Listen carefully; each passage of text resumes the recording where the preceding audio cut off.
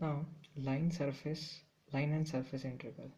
If you have a line integral means along a to b, it is written like that.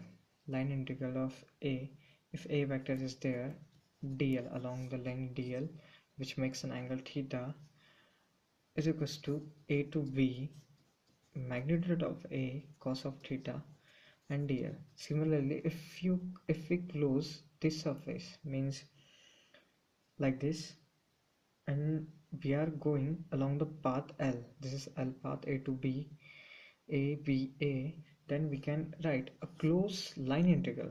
This is the closed line integral sign a dl. This circle, it is also significant that the circulation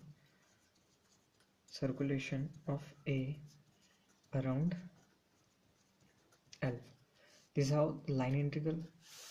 If you have the surface integral means here some pieces there, and some surface area is there S, and we are considering only ds area, and here an is normal vector to the surface ds, and any field, let us assume any vector field is a is there, then we can say that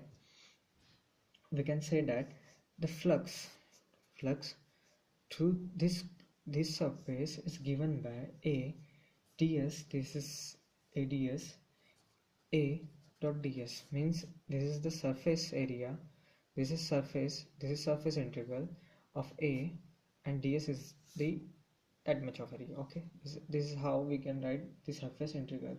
Okay, now take this note that closed path, here we have closed path means any closed path, this is how closed path give the open surface means this, here closed path is there, open surface means any surface area is there. Okay, and similarly the closed surface, that means any closed surface is there, this is closed surface which contains some volume, that gives volume, this is closed surface, this is if you have cube, this is also closed surface, that means it gives the volume.